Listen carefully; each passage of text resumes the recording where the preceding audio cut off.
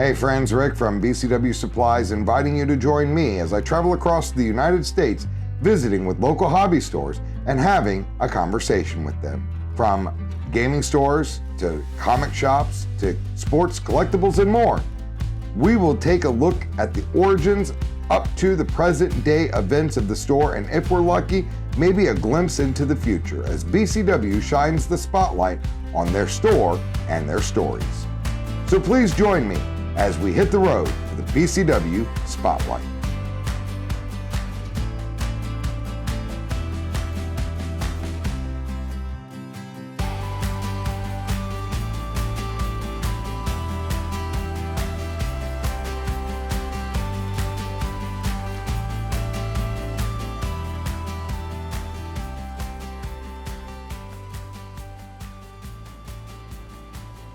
Hey friends, Rick from BCW Supplies here with another BCW Spotlight. This time, we're in Atlanta, Georgia at Infinite Realities with the owners, Jami and Chris. Chris, Jami, Chris, thank you guys very much for joining us today. I appreciate your time and getting a chance to sit down and talk with you. Real quick, if we could, how did you guys get started in this industry? Well, I started reading comics when I was, 12 or 13, somewhere in the 90s. I think my first big purchase was $27. It was the first appearance of Gambit. Ooh. Yeah. But like any other comic person, we all take lapses, so I stepped out of it for a while, and a local store was hiring, so I applied to be a clerk and ended up managing for a few years.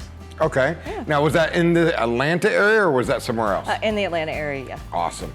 And then, Chris? Yeah. How did you get started? I got started reading comics. It was something for me and my dad to bond over. Late 80s, he was into baseball cards, and so I was going to baseball card shows with him. And comic book vendors would pop up there. So I started thumbing through the comic books, and it turned into me and dad spending every Saturday digging through comic books and going to comic shows together.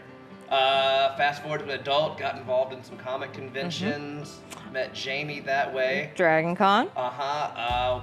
We teamed up with our partner Brandon and decided, hey, we should open a comic store together. Yeah, Brandon couldn't be here unfortunately today, but I know he's read comics all his life, and he loves just about everything DC. Yeah, Brandon has a full sleeve Justice League tattoo on Oh. his arm. It's rad. That sounds beautiful. It's gorgeous. I mean, I love good artwork, especially skin artwork when it's done well. So, especially when it's something that's a fandom level. Oh, yeah. Because that is just, there's passion in it. So you guys met at Dragon Con, teamed up like the Justice League and Just said, like. we're gonna open up a comic store in Atlanta. How long have you guys been at this location? Well, we opened December of 2018, December 1st. So we decided let's go in at Christmas. Why not, right? Like, it'll be easy, no problem. We had actually planned to have a soft opening, but didn't get the POS system in time. No, so we went straight to grand So we opening. went straight to grand opening, trial by fire. Yeah, I mean, like, why not? Deep end. And we didn't burn. No. That's awesome. So you guys have been around 3 years, coming up on coming up 3 years this year, correct? Yes, that's right. And how have you been received in the Atlanta area as far as within the community for comics? I feel like I am humbled by how welcome the community has been to us. Like, the community is amazing. Like, I can't say enough about it. When we had our grand opening, it was a very cold winter morning, and there were people lined up to get here. It was raining outside. Yeah. There were people lined up around the building to get in that day, and we thought that might be a one-off, but that crowd not only returned, but it grows every single day. The sense of community is strong here at Infinite Realities, and Jami used the word humbled. We are humbled every day by the support that we get.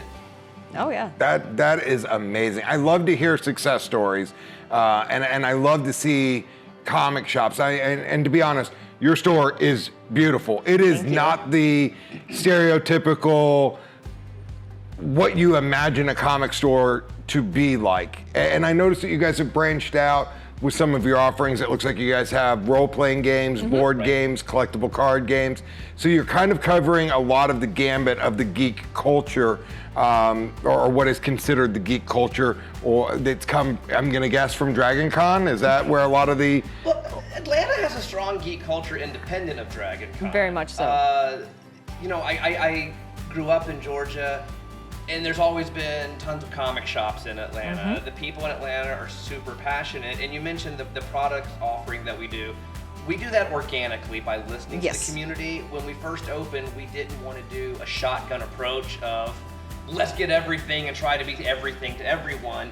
We listen to our community. So when the community says, I like your board game selection, could we get more?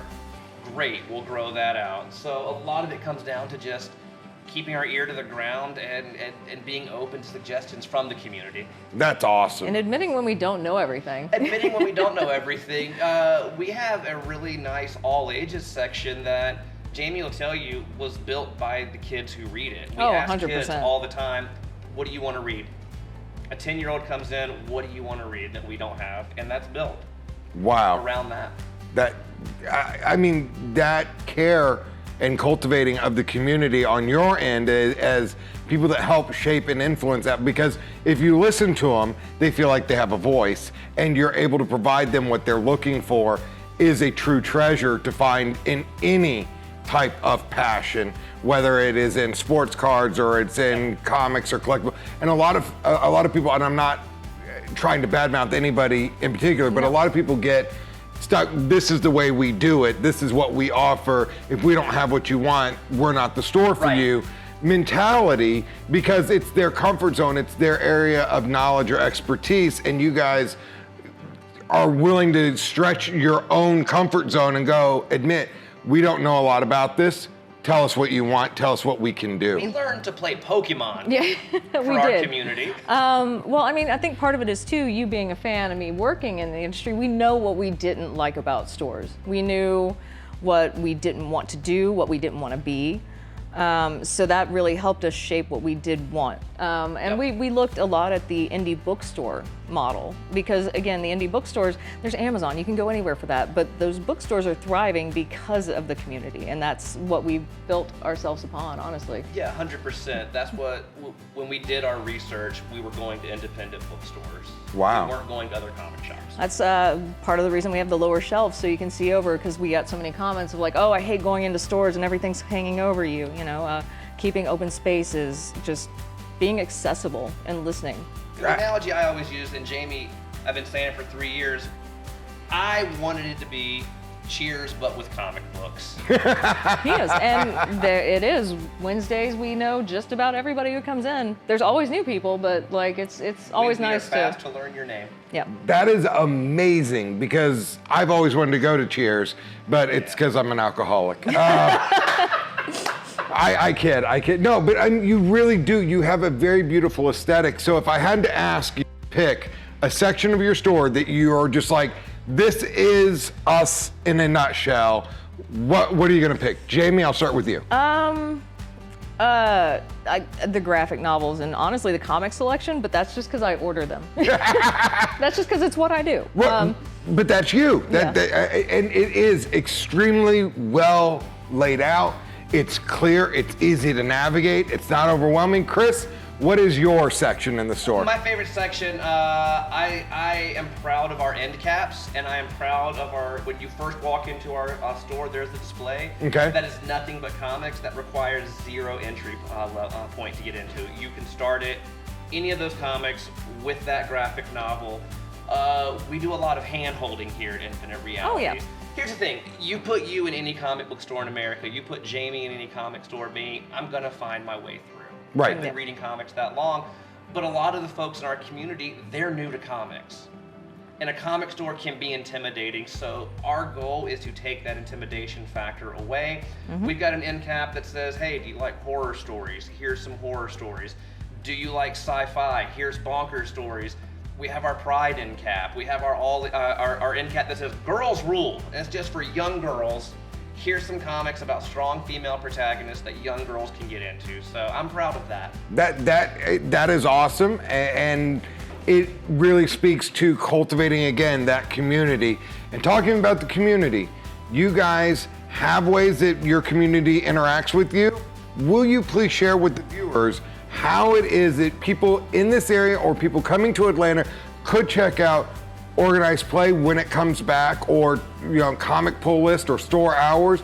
How can people engage directly with you guys here? We do have a pull system. It's through Managed Comics, but you can always call in, email. Chris handles a lot of the Instagram. Yeah, we're active on Instagram, and we're very active on Facebook. Those are the two that we found that our community really chooses to engage. So if you hit up Instagram and look up Infinite Realities Comics, hit up Facebook, look up Infinite Realities Comics, you're gonna find us. That's who's gonna come up. Awesome, awesome. And my last question really is asking you to kind of put on the Swarme hat here, the Johnny Carson, if you will, pulled the envelope up to your forehead. I want you to gaze deep into the future, 2 to 3 years. What do you want to see the changes be with Infinite Realities, or where do you want Infinite Realities to be 2 to 3 years down the road? What do you got? Atlanta Superstore. Second location, downtown. Yeah. Yeah. Yeah, my goal for the future of Infinite Realities, when you think about the comic book culture in Atlanta, you think Infinite Realities. I want Infinite Realities to be synonymous with comics in Atlanta. Wow. Yep. Awesome. We want to be the Midtown Comics of Atlanta, Georgia. Well, I've been to Midtown once, and I liked it. It is kind of like a big store, if you will. But this is so unique. I wouldn't want to be a big store. I love, I see it. I see, looking around the store, that indie bookstore feel, that I am not intimidated if I'm new to comics. Good. And I mean, it's just very welcoming, it's very open, it's very beautiful in here. And I want to thank both of you really for taking the time to sit down, tell us a little bit about yourselves, telling us a little bit about the store, your involvement with Dragon Con and conventions, and you also have another convention that you work with? MomoCon. Yeah, I'm the actual director of comics programming for MomoCon. I've been that for 3 years now. It is one of the best things I do. I'm always thrilled to meet with the community and bring comics to a whole new crowd that maybe doesn't know it. And I made you my AD one year. I work for her for a little while. And I do Heroes Con every year. He does in Heroes Charlotte, Con. So Heroes Con, MomoCon, Dragon Con, plus running a store, the busy life behind the scenes, and cultivating such a wonderful community and a unique new vibe is absolutely amazing. So thank you for carving time out of your schedule for us. And we will we'll hopefully see you guys again here real soon. So thank you. Thank you so much. No problem. Friends, this is Rick with BCW Supplies reminding you, when it comes to collecting, storing, or displaying your hobbies or collectibles, BCW has you covered.